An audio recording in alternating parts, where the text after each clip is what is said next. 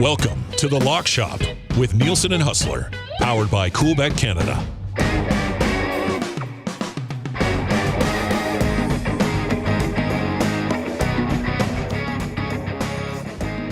Hey, what's up, Lock Shoppers? Happy U.S. Thanksgiving to you all. Welcome to the program. Today it is myself, Andrew Paterson, and Jake Bolin Moss with you. And of course, we've got the Turkey Day action south of the border. Lions dominating the first quarter, just with only 3 points on the board, though. I think the total yards right now is about 135-5. And Detroit is in the red zone, looking very good right now. But this is just the start. We've got the long-awaited Drew Lock, Cooper Rush matchup at 3:30 between the Giants and the Cowboys. And then what should be the I think the most competitive game tonight, although I guess that second game could very well be close. But the Packers and the Dolphins. We're also going to get into the Chiefs-Raider game tomorrow. And then, as promised, and again, a huge shout-out to Evdog and the guys behind the scenes at Coolbet. We asked, they came through. It's a dark day in the NHL. And we have prop numbers right now today, gang, on the Hart Trophy, our Rocket Richard Trophy, Norris, Selke, a whole bunch that we're kind of go through because, obviously it's tough to keep these odds up with so many games happening. This is the perfect day with everything dark to get them up. So we'll go through those, get some of our favorite futures, and maybe jump in on that. JBM, what's up? Not much, Huss. It was like Christmas morning waking up today. I felt fresh, ready to go. We 12:30 here. I guess 11:30 your time, 10:30 for Edmontonians. Football starts, and it's just back to back to back. Like, you can't – I love American Thanksgiving. I wish American Thanksgiving was Canadian Thanksgiving. I'd love to just watch football and not do anything else. But, our jobs are, I'd say, pretty flexible in terms of, what we're able to do. So I'm not too upset about it. Could be a lot worse. Could be sitting in an office right now wishing I was watching football. So Cube life. I'm excited. And there's a lot to talk about. Like you mentioned, we still got two more games to come. We can talk about promotion running for that. We don't have any NHL today. And like you said, Huss, we're able to get a bunch of the trophies up. So shout out to our guys. Our guy Evdog, he's big when it comes to the futures, especially the NHL markets. And if you do want to bet these markets, they don't stay up year round. So this is a good time to get in on them. And if you do get in on them, it'll make Ev feel a lot better about, putting the time in to get these up. So, if there's something you like out there, I know we're going to go through them all here later in the show, Huss. So I don't want to give anything away just yet, but, go take a peek now. There's probably something you like, especially if you're from Edmonton. A couple of your guys near the top of those leaderboards right now. Yeah, we're going to get into the future markets for the NHL coming up, but they are all up there right now. And interesting. I'm glad we're going to get right into football because we don't have to talk about either our teams that both took it on the chin last night. It was kind of funny. I'm talking to Dusty off air, and the Oilers went from playing earlier this week and they don't play again until the weekend, which was crazy because 30 of 32 teams were in action last night. It was only Edmonton, and I'm not sure the other team, to be honest. I didn't look that closely, that wasn't playing.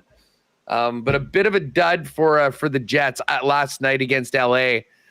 LA was incredible defensively. I mean, listen, the Jets put up, a bit of a dud. They looked like they'd been on the road for 2 weeks. And I think you had to expect LA was going to be a heck of a lot better after getting embarrassed 7-2 by San Jose. And it seemed like Big Save Dave was so bad in that San Jose game that the Kings were going, well, we're just not going to allow any shots on net. And maybe that way we can we can win the game. And they were full marks. And then I guess last night, I mean, you knew that Florida was going to wake up at some point. We were kind of having some fun here in Winnipeg saying we broke the Panthers with that win last week. They ended up losing 4 in a row.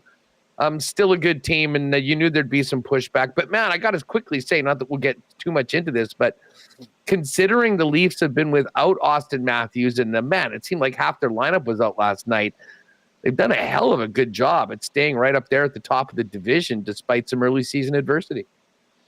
Yeah, listen, I mean, you can't be upset with where the Leafs are right now in terms of the standings. Obviously, you'd want them to get healthier. It's been a bit of a grind here. Nyes goes out with a concussion. Matthews has been out a little while here. Sorry, I should say upper body. In the NHL, they don't disclose anything. I think we all know Nyes has a concussion right now. Like Revo gets the 5-gamer. He's more of a bottom line guy. You guys will be okay without Reeves for 5 games. Yeah, it does kind of start to add up though. Like a guy like David Camp, who's like a 4th line center, he leaves. We probably got 4 or 5 AHL guys playing right now with the big clubs. So I don't mind it. It's actually good to see some of these younger guys get some burn. But last night was rough. I mean, in a game where you'd hope the team, even given the shorthanded in terms of who they have out there, you'd hope the team would come out and show some life. Early on, it wasn't the case. They get an early power play, do nothing with it. It switches over. Florida gets a power play. They score, and then 50 seconds later, they score again. And, you're kind of chasing the rest of the game. It's tough. It's tough when you want to be excited about the Leafs. They find a way to give you a stinker where you're just like, come on, like at least be a little bit more competitive and against a team that is currently chasing you in the division. And, and if you want to show people that you're a real contender, you're a team, it's time to win the division. I'm sick of this second, third, playing Tampa or Boston or, whoever it is in the first round. Like, go win a division. Go play a wild card team in the first round. Deserve to make a run in the playoffs, which we all know they have not done to this point. Yeah, and as we'll get into this in a minute. Oilers with 5 days off between games. They're at it against Utah coming up. I guess, what is it, tomorrow? Today's the 28th. Yeah, the Oilers finally are going to be back. And we will check and listen. The Oiler fans will not be shook by this at all. We know what the numbers are for being in the playoffs or out of the playoffs at American Thanksgiving. Well, today is that day. And yes, technically the Oilers are not in a playoff spot right now, but they're right there. And when you think about where this team was last year at this time, this is about a 1 or a 2 on the panic meter compared to what this team went through last season. So don't think anyone's going to be putting a big future on the Oilers missing the playoffs. I can tell you that. But we'll get to that a little bit later on. We do have some scoring in the Detroit-Chicago game. Yep. Sam Laporta getting in. And I will say this, Jake, from our picks yesterday, I bet it the night before thinking that this would be 10.5, 11 by the time game. I was a little surprised yesterday that we were getting 9.5s on it. But that's exactly where we are right now. And this is exactly kind of what I thought we would see from Detroit. An absolute offensive onslaught. Good on the Bears for stopping them in the red zone on that first drive. But this is a game, much like many games the Lions have played this year, that has the potential on getting away on their opponent early because MCDC rolls in with his foot on the gas. Ben Johnson dialing up great runs for Jahmyr Gibbs. They're throwing the football well. And if the Bears don't start getting off the schneid and start scoring some points, this could be a miserable, very long Thanksgiving for Chicago. Well, listen, the Bears are about to run their 5th play of the game. They just ran their 5th play of the game. Still have not got a first down. The Lions already have 10 points on the board, Huss. Like, it's clear these two teams, as much as people had hoped for the Bears to, take a step this year, it's clear these two teams are in different realms of the NFL. Like, you can really see the level of play from both sides.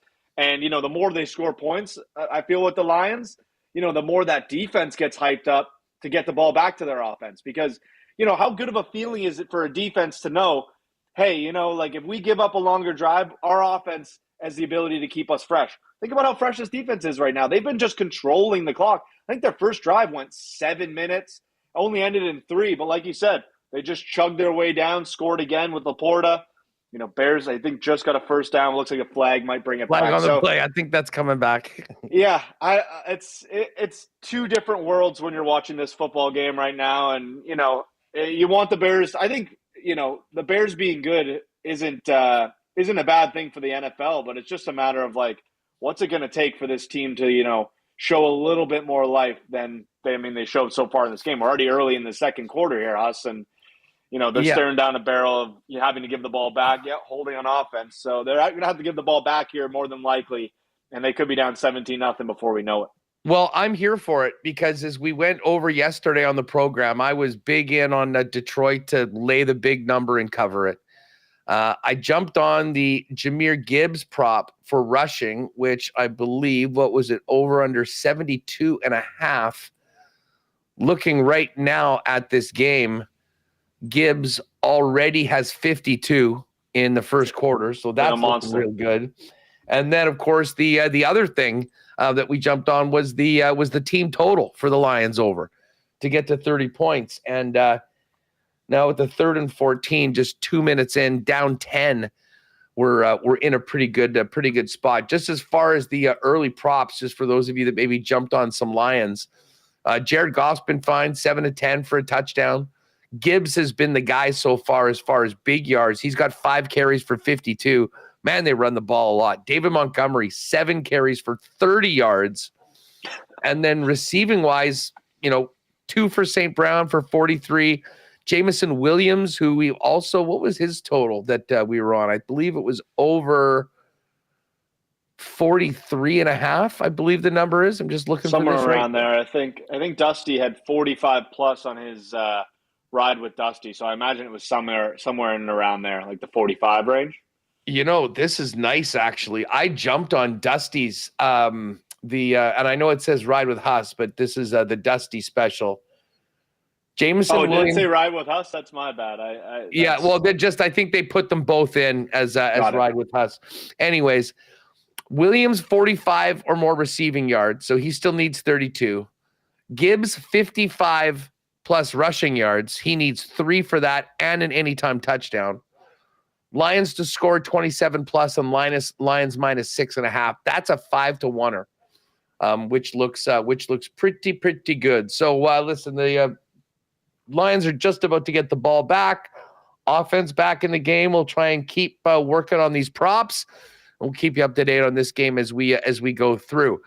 I've been joking about all week the Tommy DeVito Cooper Rush matchup on Thanksgiving. It doesn't look like Tommy Cutlets is going to be in there, and that means we're going to get Drew Lock. And I have to admit, Jake, we'll see how this game goes. If I'm Malik Neighbors, I'm pumped that it's Drew Lock. And if I'm a Giants backer, I think I'm pumped that it's Drew Lock. I mean, getting more than a field goal on the road against a team that has been absolutely horrible at home this year with so many of their top players out. I was on the Giants for this one. I mean, as bad as they looked last week, and I know there's a lot of talk that maybe they quit. Listen, the Cowboys are in a terrible spot as well. And I do think Brian Daboll, is going to try and get, his team motivated. And I think they probably will with the new quarterback. Yeah, listen, I think Drew Lock can give the Giants more of that puncher's chance. I said it last week. I was on Tampa Bay, and I mean, we saw what came about with Tommy DeVito. Like, it was an ugly game. Every time Red Zone would cut to a Giants drive, he was getting sacked, in bad, poor territory. So, I think you get a little bit more out of Drew Lock. And I love a guy. The minute a guy complains to the media, like, I'm zoned in on him the week later because, if you're the Giants organization, this is a throwaway year for you. You're going to hopefully end up with a top 3 pick, and that's kind of what you're looking forward to. But you got to keep your guys happy. And Malik Neighbors is a guy. I mean, even with Daniel Jones, like, he clearly stood out as, arguably the best receiver out of that draft class. You got to keep a guy like that happy. I imagine Drew Lock is going to be force-feeding the ball to Malik Neighbors today. So, I'm not going to be afraid to jump on, right now his reception total, 6.5 minus 120. I don't hate that. Or his receiving yards, which is now 70.5. if you saw yesterday, Huss, I did put together a little 3-leg parlay for Thanksgiving. Use the build your ticket function. I did mention the 50% boost, which, by the way, folks, is still available if you haven't used it yet. We got Caleb Williams INT, which, I mean, still plenty of time for that to happen. Malik Neighbors receiving yards, and I ended up getting the Patty first TD. So I went with Jacobs. I mean, if we can somehow make our way to the Thursday nighter, who knows? Jacob scored 3 times last week. Like, who's to say he can't find the end zone first? The minute especially the first in the weather. TD, the minute that first TD gets into the mix, listen. I mean, it does make it harder to hit, but if you hit it, and Pat's done it a couple times, I mean, that's how you get into these 28-1s and 33-1 bangers. Just listen. We're going to talk about these other games. Obviously, we've got Giants. I mean, the line right now. For where we're at with these other games at the moment is as follows. Giants plus 3.5, plus 175 on the money line. And it's 3.5 as well with Miami at minus 114, plus 3.5 against the Packers. And I'll say this, it's kind of funny that they're both 3.5-point spreads, Jake, but very, very different matchups. And I think the appetite for these games is quite different amongst football fans. But just on the cider totals, I mean, where were you for the Giants, Cowboys, and Dolphins, Packers? Yeah, tough to say. The Cowboys, they've been hard to support this year. Going back to week 2 when they had to play against the Saints and got crushed at home. And I'm just like, what is going on with these Cowboys? I think Drew Lock's feisty. I think if I'm leaning aside, I don't know if I'll play it necessarily. If I'm leaning aside, it's probably with the Giants at the 3.5. It's a divisional matchup. I do like a good divisional dog. And I think Drew Lock can make it a little more interesting. It doesn't necessarily mean they're going to win the game, but I think they could probably keep it in a field goal. The other game, I'm completely on the side of the Packers. I was able to actually get them at 3 at a reasonable number. It's the cold weather, man. Like, until Tua and the Dolphins prove to me that they can play in the cold weather and, be a feasible football team in cold conditions, I'm going to back the team who's used to playing in the cold, in the Green Bay Packers. Like we saw last year in the playoffs, right? With the Chiefs and Dolphins. Like, you remember going into that game and we were just like, what are we going to expect from the Dolphins here? Yeah, they have a super powerful, explosive offense when it's beautiful outside or when you're playing in a dome. The minute you got to go outside and it's freezing temperatures and all those guys get out there in their, the Dolphins turquoise, we call them candy ass unis. I don't know. I don't trust those colors in the cold weather, Huss. So I'll go. Listen, here's a great way to segue into the 50% boost. You go Giants plus 3.5, Packers minus 3.5.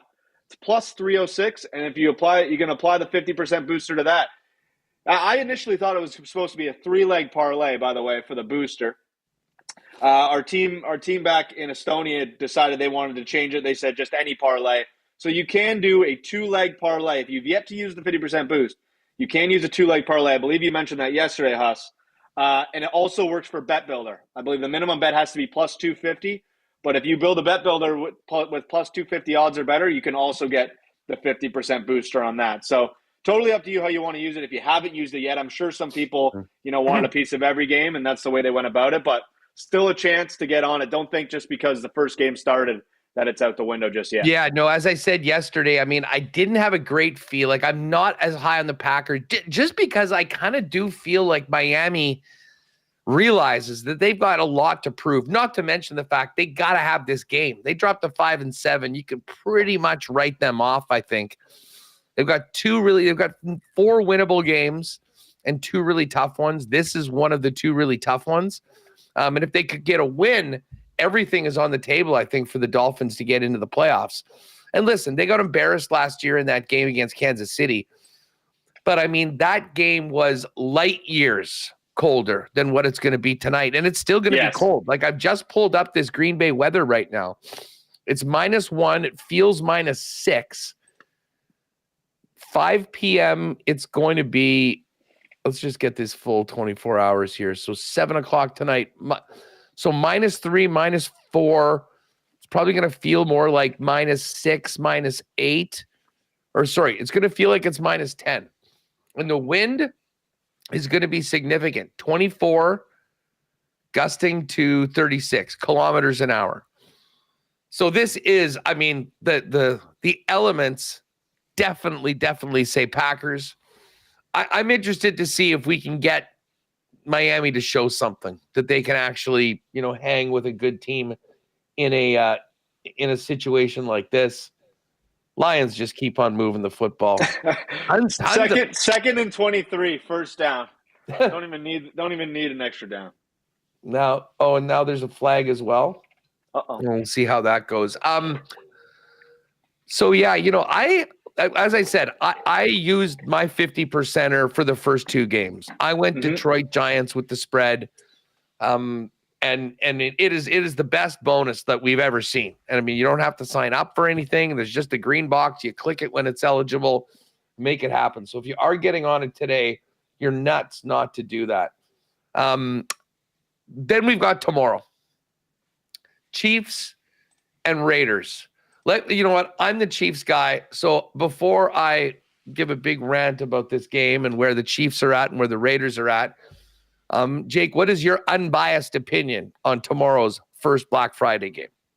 I'll be honest, I'm having a hard time backing the Chiefs just the way they've played this season. Like, it's no offense to the Chiefs. I was high on them at the start of the season, and I do think, I've said this before, they're one of those teams where, like, this middle of the season area, you can tend to get a little, bored. Like, you're going to make the playoffs if you're the Chiefs.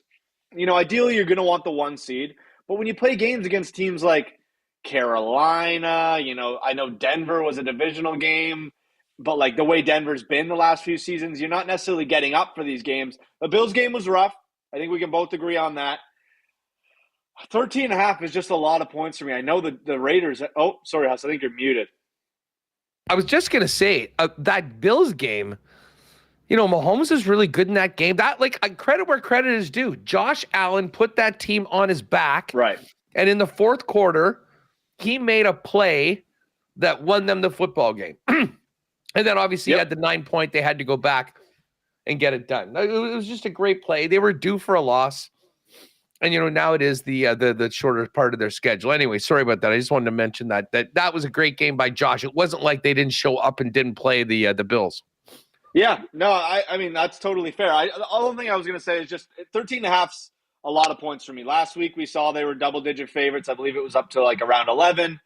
Carolina really stayed in that game the whole way through. Chiefs found a way to win. All that matters right now to the Chiefs is winning football games. I know this is kind of like a primetime spot. It's Black Friday. It's the new Black Friday NFL 3 p.m. game. Could I see the Chiefs blowing out the Raiders? Sure. Am I going to bet it?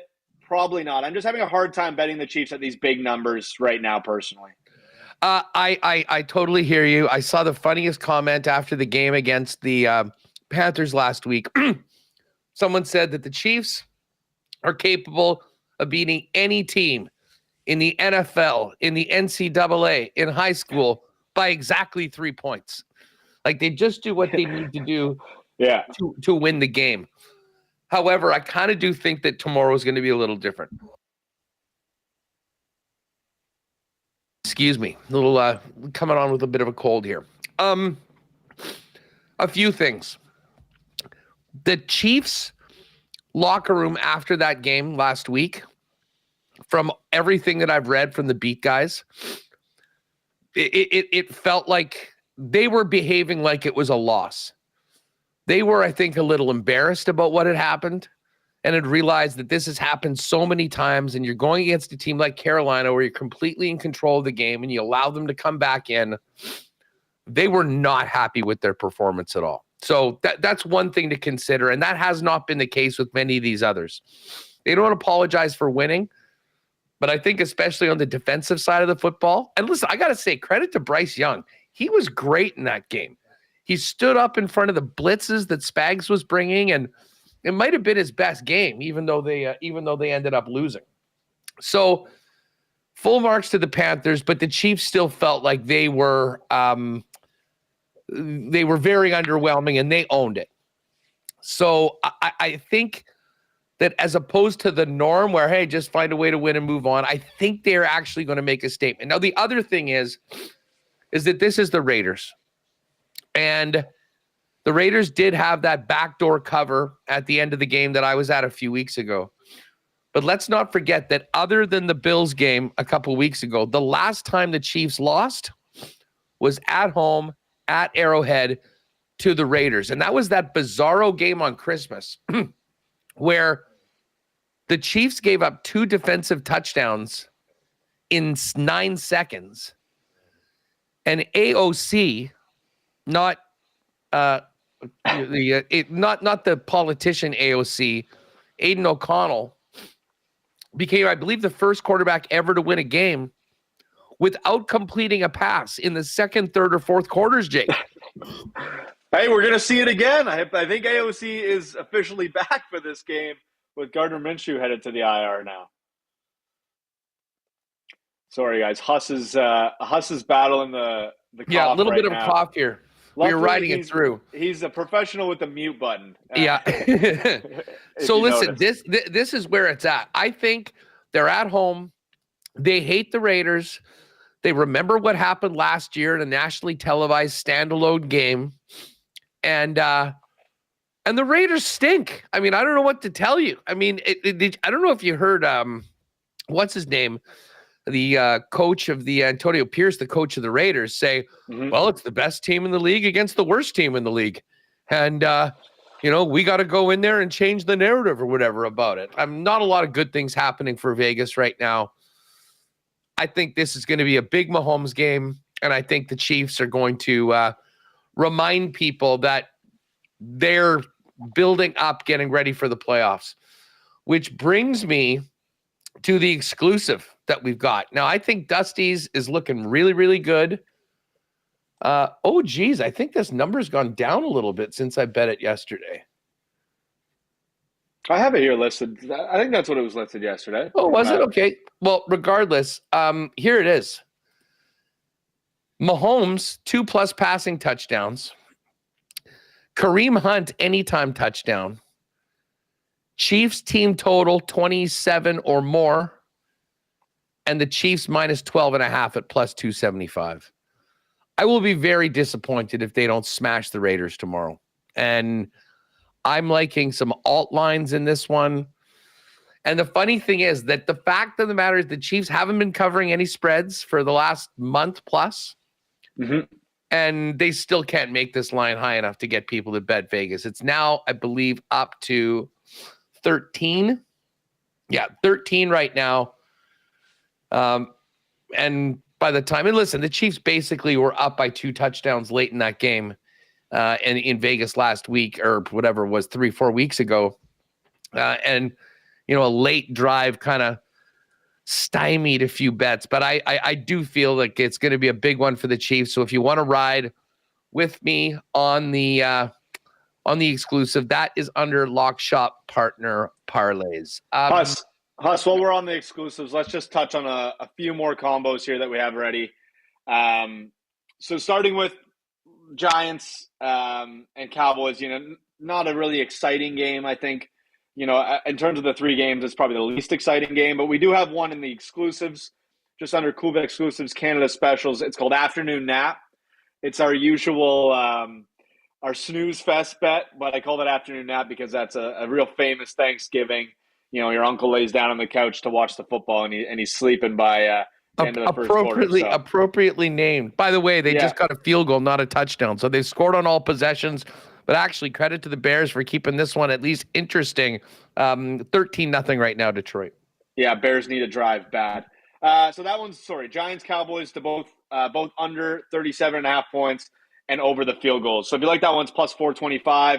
Then we got a few for the night game. Tua for 1.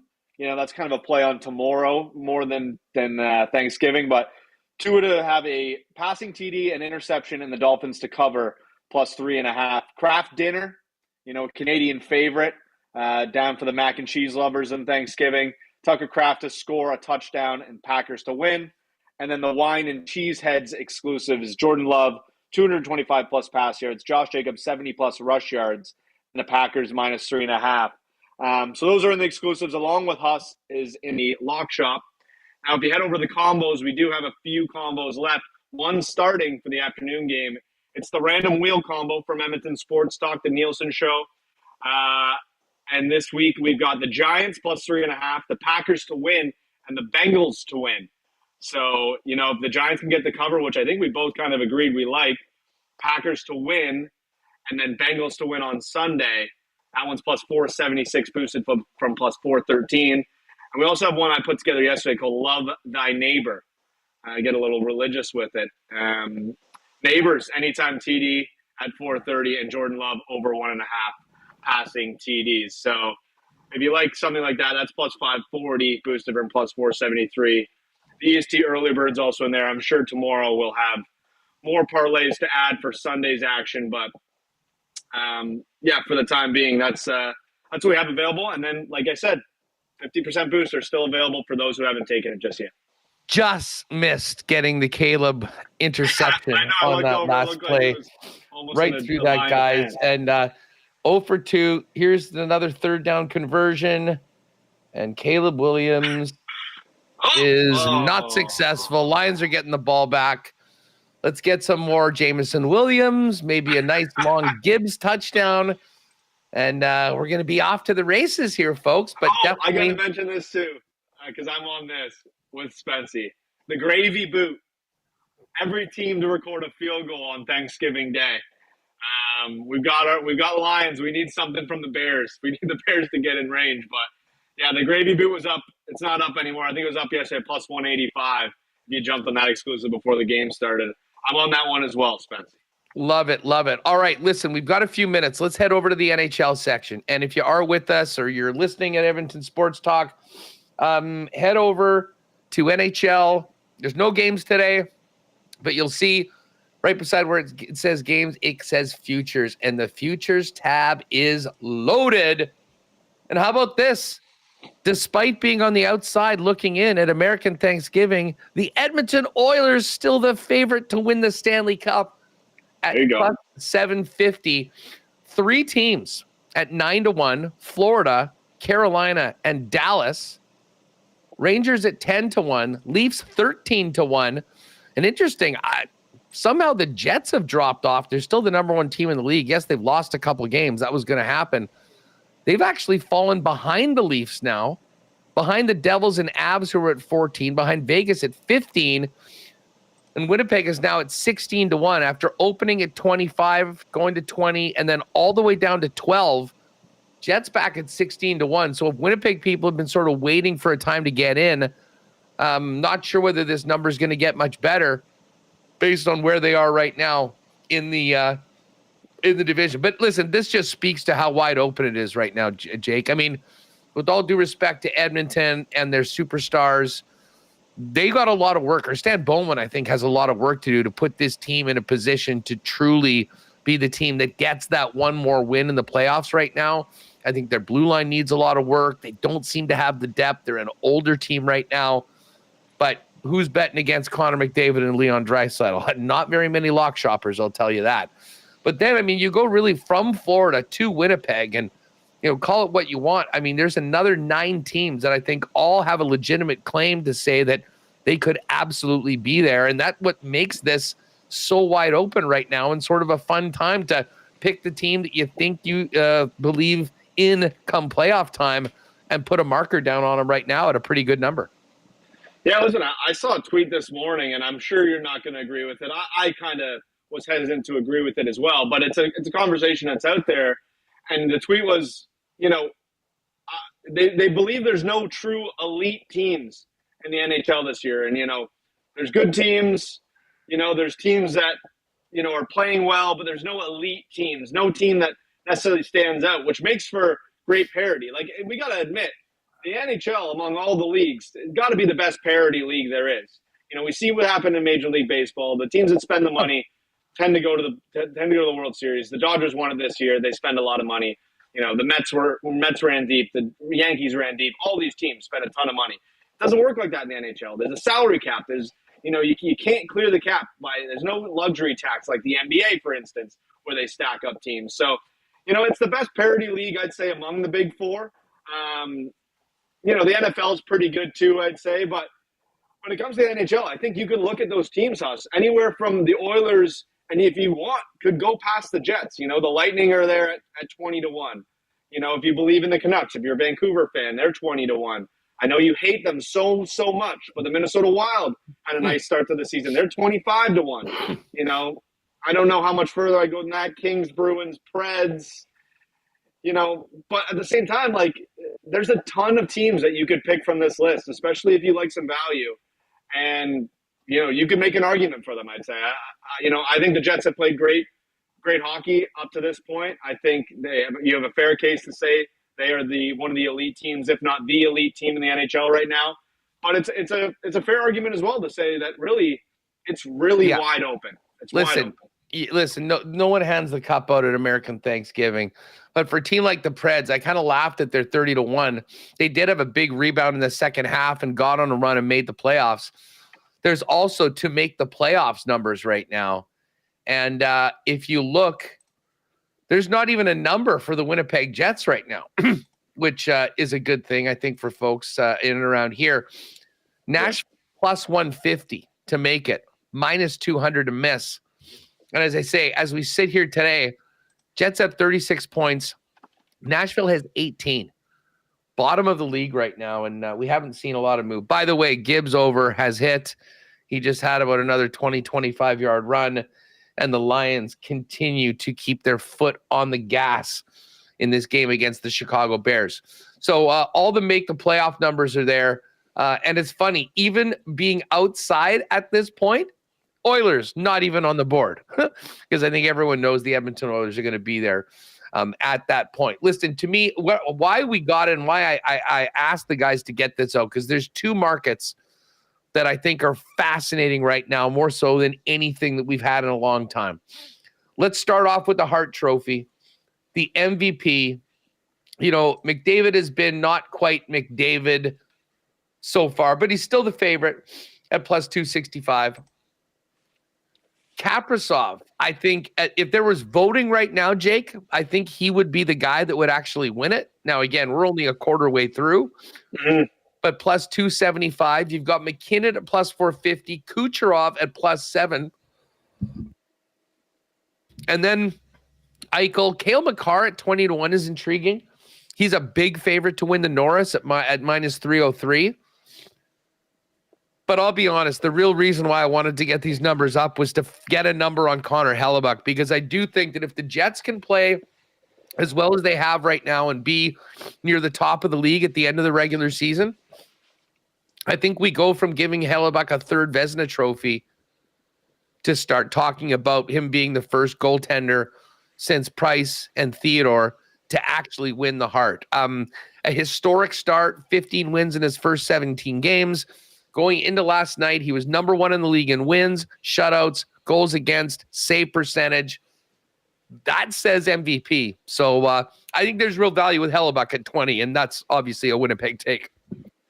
Yeah, listen, if there's ever a time to bet a goalie, how are you not? If you're gonna take a goalie for the Hart Trophy, I think Connor Hellebuyck's your guy. And I mean, I've been watching him a little closer this year because we've talked about it. He's on my fantasy team. I actually made a poor decision last night. I only started Helly. I put David Rittich on the bench, and if I would have just started them both, I actually probably would have ended up with a bit of a better night with Rittich only allowing one and getting the win. But nonetheless, Hellebuyck's been incredible. And you look at that Jets team, and it's been pretty good all around in terms of the other two facets of the game, forward, defense. But when you look at that team, their MVP is Connor Hellebuyck. And I feel like that's how you feel. Correct me if I'm wrong, Huss, but I feel like that's the feeling in Jets world where it's the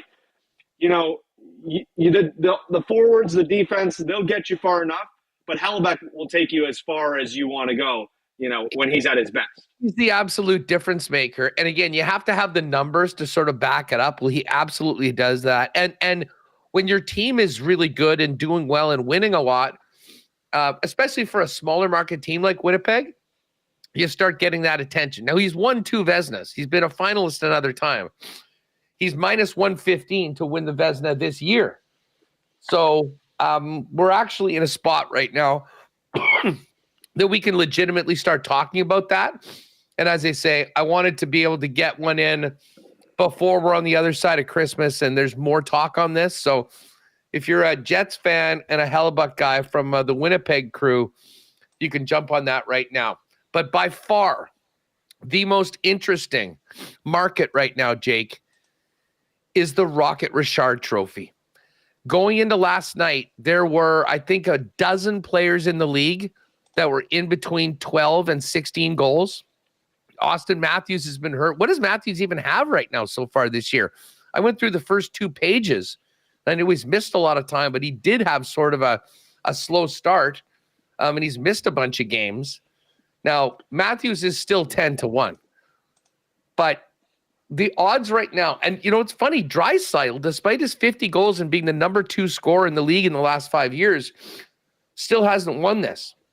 He's the favorite at plus 350. Reinhart at plus 650. Kaprizov, who did score last night, plus 850. Rantanen and Kucherov at 9-1. Matthews at 10-1. Kyle Connor and Cole Caulfield 15-1. McDavid 1750. Pasta and Nylander 20-1. Forsberg, Point, Panarin, Konechny 30-1. Dylan Larkin as well. Like, I don't think I've ever seen a market with this many options right now, but there's so many guys at this point early on in the season through 2 months that, are certainly in the mix right now. And I mean, there's a couple fun long shots that you can get onto, but I think there's also a real solid number for whoever's going to eventually win this trophy up there. Yeah. I mean, it's whoever you like at this point. If you're an Edmonton fan and you like Leon, well, you're getting plus 350. That's decent value. I know it's the shortest number on the board, but you're getting a pretty good number there. If you're a Leafs fan, I'd probably skip past Austin Matthews. I've talked about this with Pat and Shane here at Coolbet. Nylander at 20-1 is not bad by any means. I mean, he's 3 off the Reinhart lead right now. This is a guy who, was pacing towards 50 goals last year. He didn't score in his last 10 or 11 games and came up short, but a guy who can absolutely go out there and score 50, in a great year, maybe 55 and possibly win the trophy. It's just, how many goals is it going to take to win the Rocket this year, right?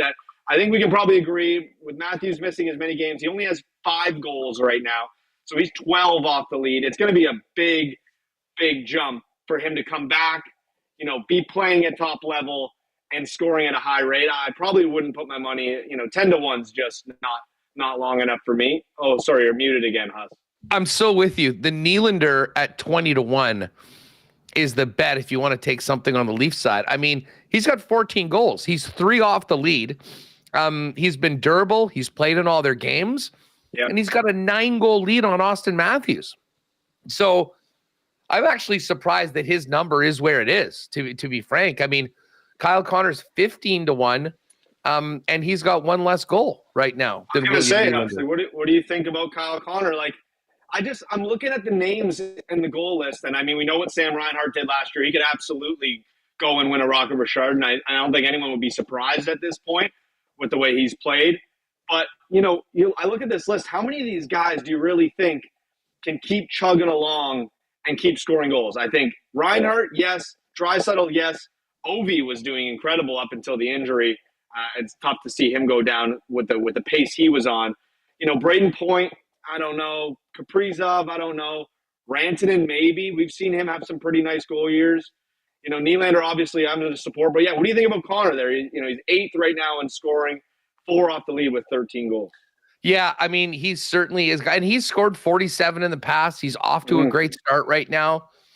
I'm a little concerned with Scheifele. Scheifele's been brilliant this year, but it's obvious that he's hurt. And we're going to get into that more on the Winnipeg Sports Talk today. Murat Atesh was in LA at the game. I mean, he hasn't taken a face-off in, I think, 3 games. Now, again, he scored a hat trick last week against the Panthers. But, I mean, Connor is the trigger guy on that on the top line and on the power play.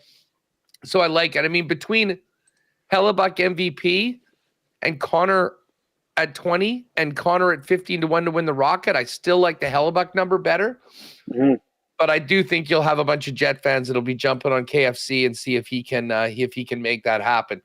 So go through it yourself. But Oiler fans, dry, one off the lead, plus 350 to win. I actually like plus 850 on Kaprizov. I think he is the wild team right now, to be honest. I mean, they got Faber and Boldy and some other good players, but he's the guy. And, you can never really count out Rantanen as well. Rantanen is 14, so he's 3 off the lead. He can score him in bunches.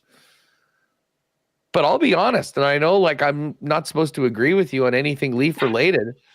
I think William Nylander at 20-1 might be the best value on the board based on where we're at right now and how well the guy's playing and what we expect from him as the season goes on. Yeah, like I said, he showed it last year. This guy can score. You just hope he doesn't hit one of those slumps that he hit late in last season, and that was really the difference maker from him being a 50-goal scorer to a 40. I can't remember exactly how many goals he had, 44, 46 or something. But it's one of those things where Nylander, he's going to probably play every game. He's going to get top power play units. He's actually, with the guys being out, he's started to play the full 2 minutes, the old Ovechkin style power play. Yeah. So the more he does that, the more chances he's going to have, the more ice time he gets, the more trust he has from Ruby. This is probably the time to get in on him because, don't be surprised if he's kind of just lingering around the top of that leaderboard throughout the middle of the season here. Hey, quick update from this game right now. It's a 3rd and 13 for the Bears. The Bears have 22 total yards. Detroit has 253. Do they have a first down yet? They have no first downs. They're trying to get it right now. He is being terrorized. He's going to try to run for it, and he's not going to get it.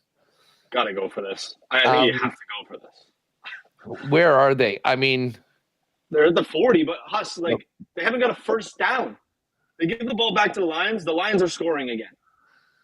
They probably are. The credit to who's the TV producers right now are saying, thank God that this Bears red zone defense has somehow kept the Lions out of the end zone on 3 of these 4 drives, because this could be 24, 28 nothing right now. 16 actually flatters Chicago. One other market we should touch on. Matvei Michkov is the favorite for the Calder at +1 or -179 for the start that he's had. I got to tell you, I think that there's value on Macklin Celebrini at +275, man. I know he's in San Jose, and a lot of people don't see what he's doing. This kid is an absolute player, and as the Sharks continue to go, he's playing a much, much bigger role on the team. Michkov's had a great start with some goals, but I would be surprised if this didn't get very close to a pick'em at minimum as we get further down the road. So if you want to jump on something at some nice plus money, I think Macklin Celebrini at +275 is looking great. I think with that Michkov number is just showing you the early hype that he's gotten, and that's why he's at that -179. But Celebrini, if you're on Twitter, if you're one of those people on Twitter, starting to see it now. He had a beautiful highlight the other night against LA. I believe he leads the league in takeaways. I don't know if that's the correct stat, but I saw him up there as a rookie. That's pretty impressive. So you start diving into the stats a little bit. I think this is closer than the numbers tell us. I don't know if I'd go much for Wolf. Maybe Wolf would be the other. I was just about to say the other guy that I think at 7-1 has some value. I don't know whether Calgary's going to be able to hang around in this playoff mix. I kind of don't expect it, but Wolf right now 8-3-1, a .921 save percentage, 247 goals against. I mean, if he can continue with those numbers and essentially be the starting goaltender and take the majority of the starts for Calgary in a season where they exceed their expectations, he's definitely going to get some interest. But I mean, to me, the number's too chalky on Michkov. I don't mind the +275 on Celebrini. And I think that if you do like Calgary's chances of sticking around, you can get there. Art Ross is pretty wide open as well. McKinnon's actually the favorite, +190. I know Dusty put out last night. You can get Connor McDavid at 2-1 to win the Art Ross. Oiler fans, you know where to ride there. Mm-hmm. Kucherov at 3-1, and I really think it's going to be one of those 3 players. I guess Kaprizov at +350 has a chance, but I just think that the talent that those other guys have around them means that they'll be getting a bunch more points. So to me, it's a 3-horse race. Yeah, I mean, I was looking at it today. I think you said yesterday you probably expected McDavid to be the favorite still. He's only the slightest of not being the favorite with, plus 190 to plus 200. Yeah, I mean, I think at this point last year, I think we were sitting here and McDavid was 16 or 18 to 1, and Oilers fans hammered that. And, I was watching pretty deep into the end of the year, praying McDavid wasn't going to be the guy. No offense, Oilers fans, but I got a job to keep over here. 2 to 1 for the Oilers to win the Pacific Division. Plus 120 for the Jets to win the Central.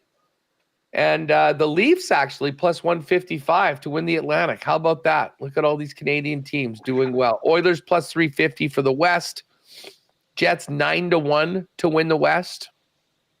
And I think those are the main ones we wanted to get out. Anyways, we got to run because we do have WST coming up. But I would suggest when you're looking for your hockey fix today and there's none of it, get to the futures.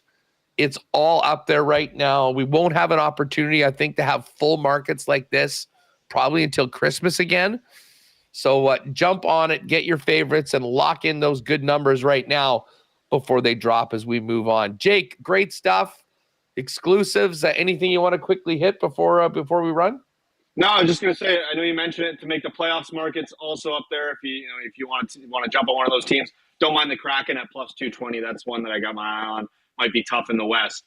The last thing on hockey, 4 Nations face-off futures as well. I know you guys touched on it a bit yesterday. Head over there to the 4 Nations tab, and you can bet on some players to make Team Canada, team captains. I mean, we're going to find out here less than a week, Huss. What are we, next Wednesday? So I'm excited. I think I heard Dusty talk about it. He's a bit excited now, too. He's starting to feel the international vibes coming back here, so. I can't wait. I think the players are fired up, and that Canada-USA game, we've been waiting 10 years for it. So, so let's go. Detroit keeps on rolling on the Chicago Bears.